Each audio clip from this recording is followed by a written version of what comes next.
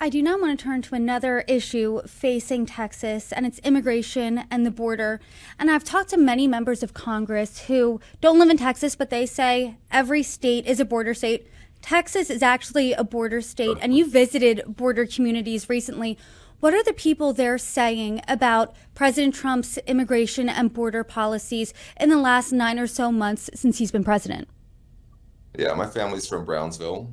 My grandfather was a customs officer in Brownsville, Texas, which is the very tip of Texas, the U.S.-Mexico border. So I spent a lot of my childhood, along the border, and I know those communities very well. I just was there for 3 days. And I can tell you, I've never sensed a sense of fear like I did when I was last there. And I think we have to talk about this as a state and as a country, that we can talk about border security, that we can talk about immigration enforcement, and that we can do it in a responsible way. But what's happening now is not that. And what's happening is a terrorizing, in many ways, of communities that's leaving children with anxiety issues, that's hurting the economic output and the businesses that are in those areas, and not just along the border, but really throughout Texas. We're seeing an enormous cost economically to this, and to the fear that it's causing.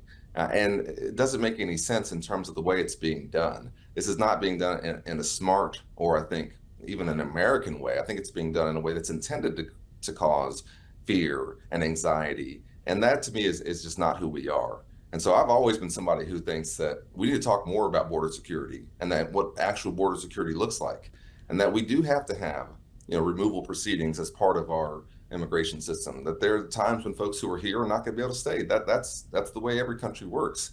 But the way we do these things is as important as why we're doing it, because we as Americans have decided that we're going to conduct ourselves certain ways, that we're going to give folks due process, that we have a constitution that we're going to follow, and that we do that not because of who they are, but because of who we are. And that's what I think is at stake here. At points of President Biden's presidency, we saw record high surges of border crossings.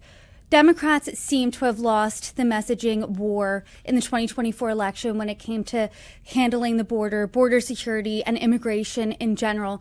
Do you agree with that, A? And B, how would you change the conversation to make it more bipartisan? Because as of now, it seems like Democrats in one camp, Republicans in another, both agree, hey, there's an issue there. How do you fix it?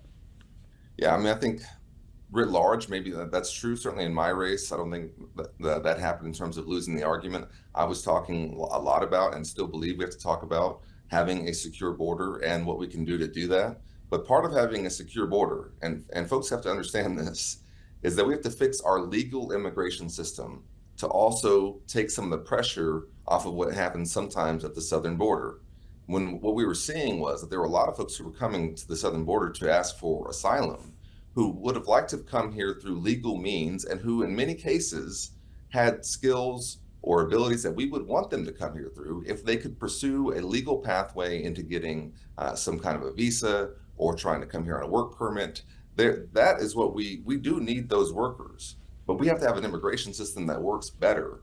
And so what I've been saying, and I think we have to do, is have an adult conversation about comprehensive immigration reform that does include border security. Certainly, we need more resources. And I was ready to do that. And we saw in the last Congress that folks decided that they didn't want to do it, I think in large part because they wanted to have the problem to run on in the election. So we need more resources there, but also reforming our legal immigration system so that it matches the needs of our economy now. Because every business owner I talk to is saying that they are starving for workers, and they need folks who can come in and do some of this work so that we can keep our economy growing. And I think that is where our legal immigration system is failing us. And so I think we have to present an alternative vision of this. One where, yes, we have border security. Yes, we talk about how immigration is important for our economy. And that then we also put forward a plan for folks who have been here, who are maybe undocumented, but have been following the rules, not getting in trouble, and providing them a pathway out to either pursue a green card or citizenship. That to me is something that it's common sense. We've seen this kind of structure before. What we haven't had is the political leadership in place who actually wants to get it done.